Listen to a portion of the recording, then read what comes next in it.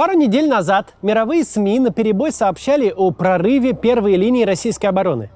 Многие говорили, что битва на юге входит в решающую фазу. Но фронт встал, и поспешные выводы быстро забылись. А что мы видим сейчас?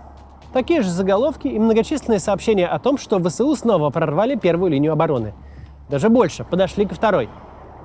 Ко второй линии ВСУ и правда продвинулись, пусть и всего в одном месте. Но прорыв первой линии произошел намного позже, чем об этом поспешили раструбить СМИ. Как мы оказались в этом информационном дежавю?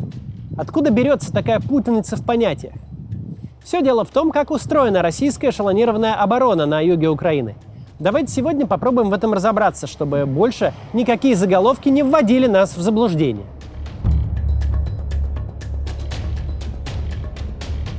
Речь пойдет о так называемой линии Суровикина, комплексе всех российских оборонительных сооружений на юге Украины.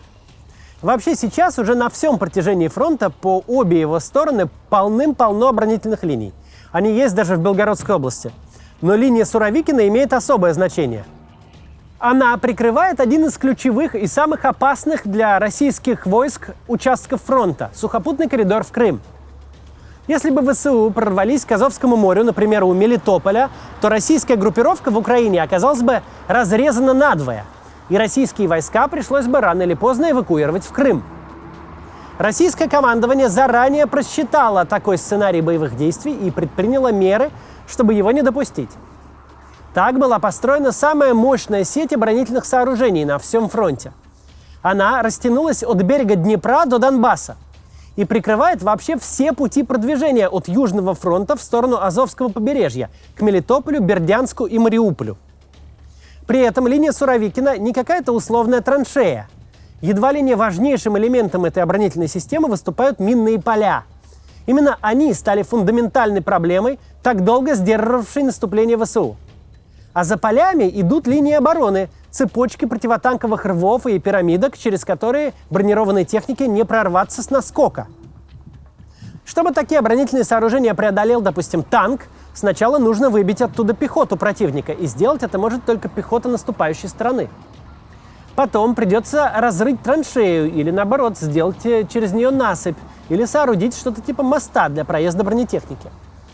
За противотанковыми рвами установлены цепи так называемых зубов дракона. Это сплошные ряды бетонных пирамидок высотой с половину человеческого роста. Преодолеть их не может ни гусеничная, ни колесная техника. И сходу такие пирамидки тем же танком не разбить.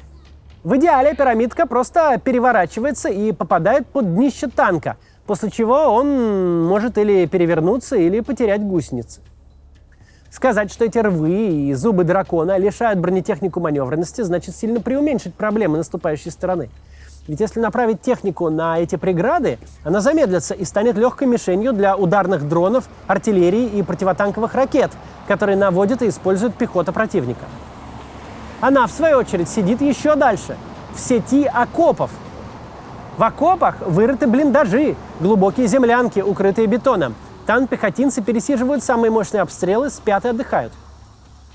При этом расстояние между траншеями, пирамидками и окопами сотни метров. Вот как видно на этой фотографии. Здесь различимы рвы, зубы дракона и пехотные окопы. Так устроен первый эшелон линии Суровикина. Его страхует очередная полоса минных полей и второй эшелон, аналогичный, с рядами таких же заграждений. Он расположен в тылу, где-то в 7-20 километрах южнее. Правда, он, возможно, не такой мощный. Пока о нем известно немногое. Например, что он значительно короче первого эшелона, что он полностью перекрывает дорогу на Мелитополь и Бердянск, но не полностью на путь южнее Веремеевского выступа. На 2 полноценные линии, видимо, не хватило ресурсов, поэтому вторую, короткую, обустроили на самом опасном направлении, на Мелитопольском. И это логично, ведь этот участок фронта самый тонкий. Между передовыми позициями ВСУ и Мелитополем 70 километров.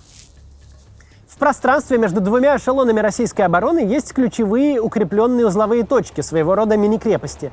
Сейчас на запорожском направлении обустроено 5 таких точек. Села Васильевка, Очеретоватая, Каменка и города Пологи и Токмак.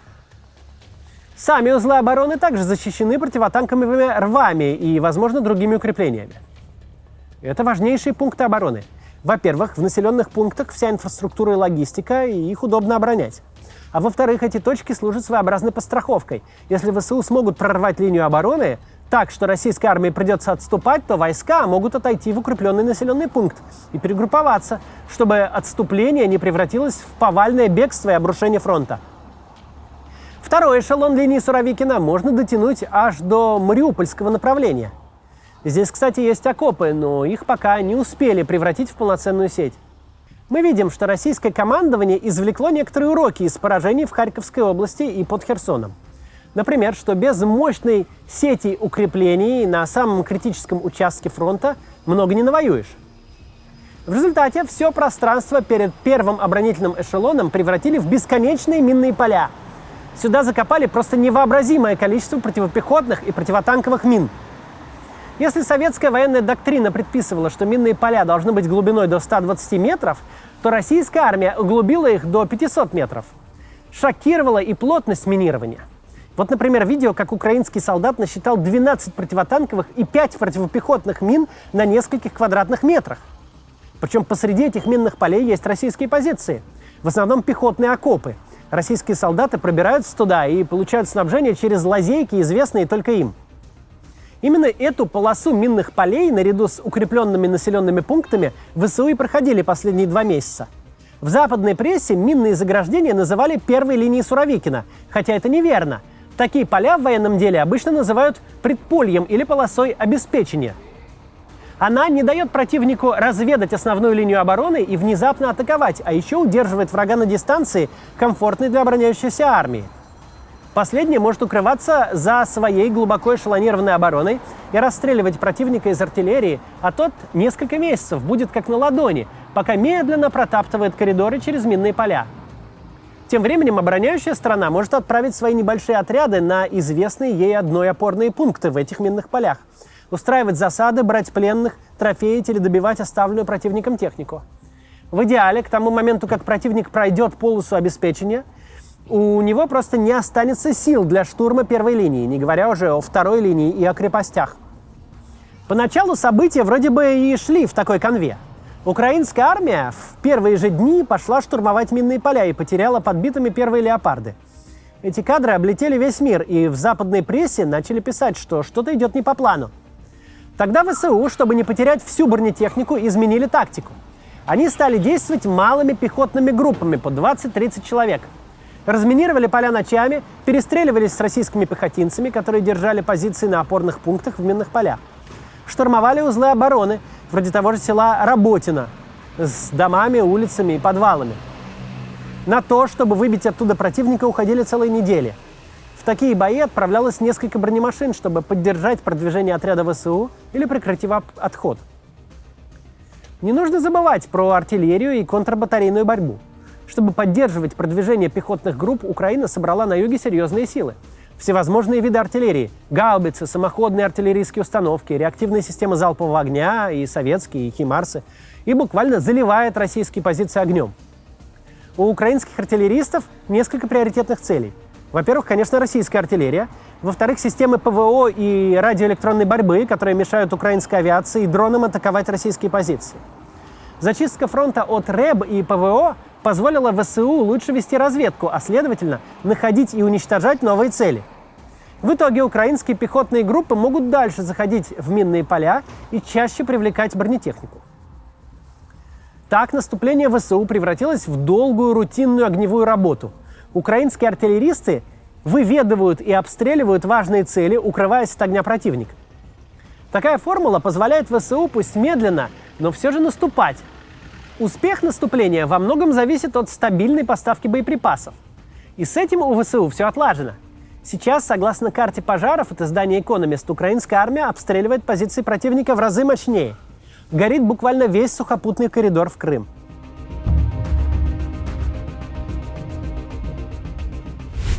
Пока идет чисто артиллерийское противостояние, ВСУ, грубо говоря, прорубают 3 коридора через минные поля.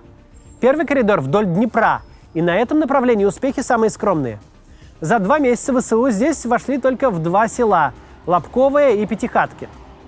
Еще один коридор в направлении от Великой Новоселки в сторону Мариуполя. Здесь ВСУ смогли освободить несколько населенных пунктов и углубиться в предполье с его минными полями на 10 километров. А это половина расстояния до первого эшелона линии Суровикина. Но самые заметные успехи украинской армии в третьем коридоре, в направлении от Орехова в сторону Токмака. Здесь ВСУ к началу сентября полностью преодолели минные поля и вошли в село Работино. А сейчас частично вклинились в первую линию обороны в очень узком пространстве между Новопрокоповкой и Вербовым. В американской прессе то и дело высказывается мнение, что перебрасывать украинскую бронетехнику нужно именно сюда, к Вербовому. Но командование ВСУ не спешит этого делать и продолжает медленную артиллерийскую войну. Дело в том, что концентрация российских войск и огневых систем на этой территории все еще очень высока.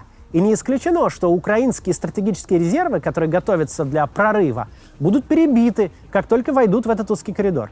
Более того, в зоне украинского прорыва находятся две важные укрепленные узловые точки российской армии – Очеретовато и Токмак. Взять их будет непросто, но возможно, максимально растянув российскую оборону.